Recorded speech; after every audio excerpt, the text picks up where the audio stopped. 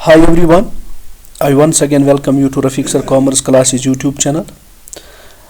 तो आज इस YouTube चैनल पे मैं अपने MCQs का सिलसिला जारी रखते हुए एक और MCQ पार्ट 5 आपके सामने लेके आया हूँ।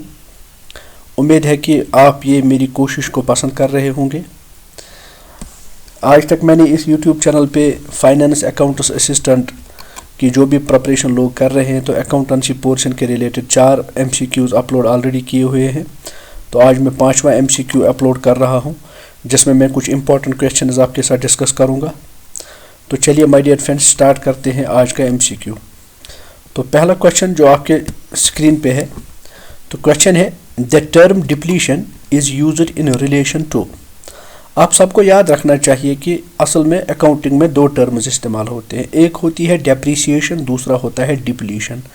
दोनों का माना सेम है। डेप्रिसिएशन का मतलब भी है डिक्रीज इन वैल्यू और डिप्लीशन का मतलब भी है डिक्रीज इन वैल्यू, लेकिन टेक्निकलिटी में फ़र्क है। डेप्रिसिएशन का मतलब है decrease in value because of use और सम अदर फैक्टर, लेकिन डिप्लीशन का मतलब है decrease in value of asset due to extraction of some material from the asset.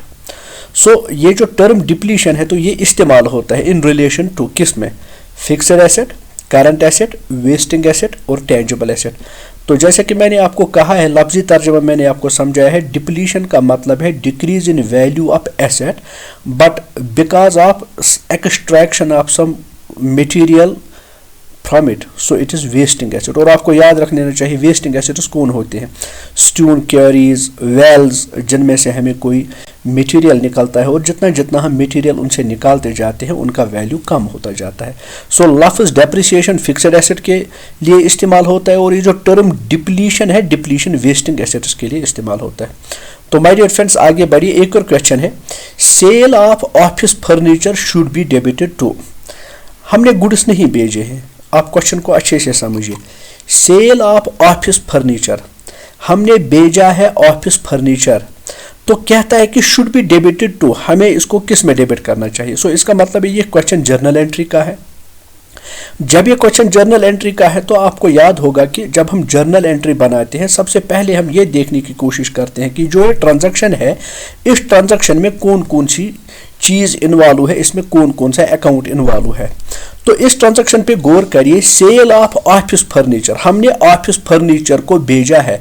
सो इसका मतलब है एक है इसमें कैश तो दूसरा है इसमें ऑफिस फर्नीचर।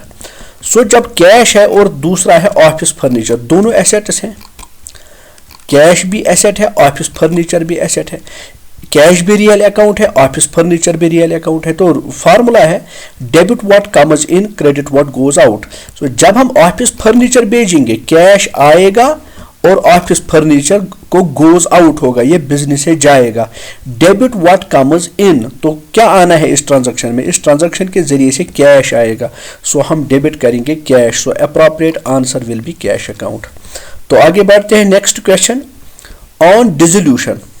जब हम एक फर्म को, जब हम एक पार्टनरशिप फर्म को क्या करते हैं, डिसॉल्व करते हैं, जब हम एक पार्टनरशिप फर्म को बंद करते हैं। सो पार्टनरशिप फर्म जब बंद होती है तो उसको हम कहते हैं डिसोल्यूशन।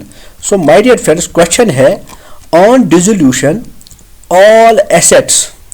जब हम डिसोल्यूशन करते हैं तो all assets are transfer to realization account. Dissolution में तमाम एसेट्स ट्रांसफर होते हैं रियलाइजेशन अकाउंट में at face value, market value, book value, cost और market value whichever is less.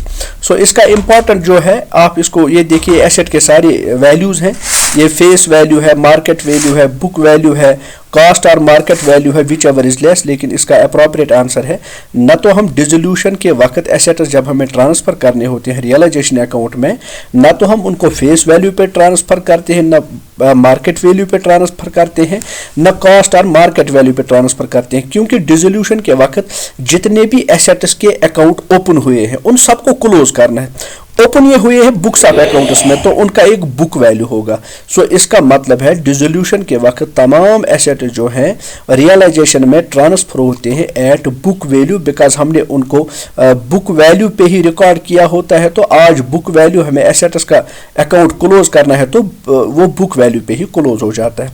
तो चलिए माय डियर फ्रेंड्स, एक और क्वेश्चन जो आपके साथ डिस्कस कर रहा हूं। तो आपके स्क्रीन पे क्वेश्चन ये रहा, इस क्वेश्चन को जरा गौर से देखिए। क्वेश्चन है purchase of office furniture, purchase of office furniture worth 2500।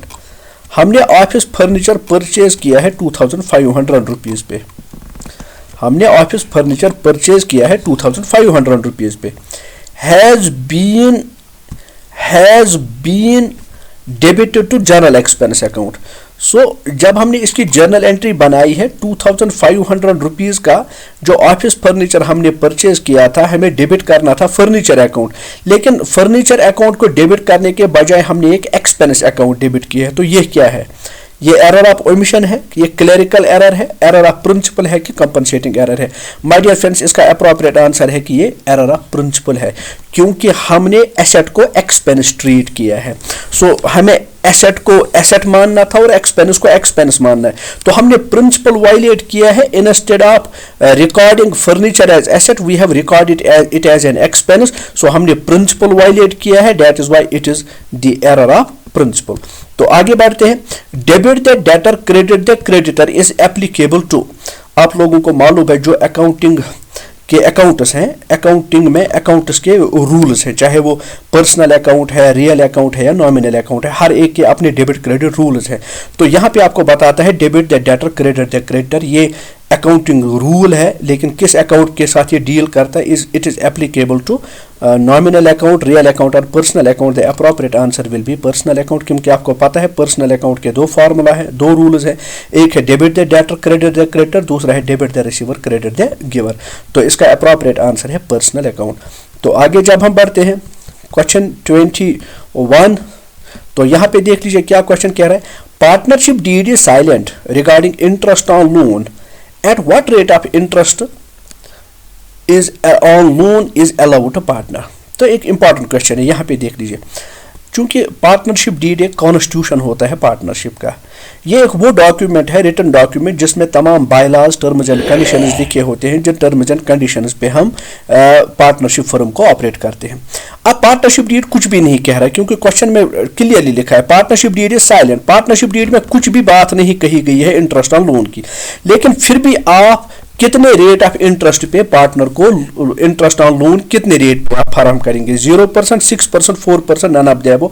आप सबको याद रखना चाहिए जब पार्टनरशिप डीड साइलेंट होता है उस वक्त हम इंटरेस्ट ऑन लोन दे देते हैं 6%। तो इसका अप्रोप्रिएट आंसर है 6%। तो आगे बढ़ते हैं, एक और क्वेश्चन, रादर इस पार्ट का आखिरी क्वेश्चन। तो क्वेश्चन कह रहा है the fundamental accounting equation is assets is equal to capital plus liability, या आप समझिए assets is equal to equities, is the formal expression of. जब हम अकाउंटिंग इक्वेशन की बात करते हैं, जो accounting equation is equal assets is equal to equities, ये इक्विटीज ही होती है लाइबिलिटीज प्लस कैपिटल। तो ये फॉर्मल एक्सप्रेशन किसका है? क्या मनी मेजरमेंट कॉन्सेप्ट का है, गोइंग कंसर्न कॉन्सेप्ट का है, मैचिंग कॉन्सेप्ट का है, या ड्यूअल एस्पेक्ट कॉन्सेप्ट का है? आपको याद रख लेना चाहिए every debit has equal and opposite amount of credit है ड्यूअल एस्पेक्ट कॉन्सेप्ट। और ड्यूअल एस्पेक्ट कॉन्सेप्ट ही कहता है कि हर एसेट के मुकाबले में इक्विटी होती है और हर इक्विटी के मुकाबले में एसेट होता है। तो ये अकाउंटिंग इक्वेशन की जब आप बात करते हैं, अकाउंटिंग इक्वेशन की बुनियाद है बेसिकली अकाउंटिंग का dual aspect concept. My dear friends, ये मैंने कुछ इंपॉर्टेंट क्वेश्चन आज आपके साथ शेयर किए, होप आपने एंजॉय किया होगा। ऐसे ही मजीद वीडियोज़ को हासिल करने के लिए आप मेरे चैनल के साथ बने रहिए, सब्सक्राइब कीजिए, शेयर कीजिए, press bell icon for all notifications. Thanks for giving your time. Have a nice day.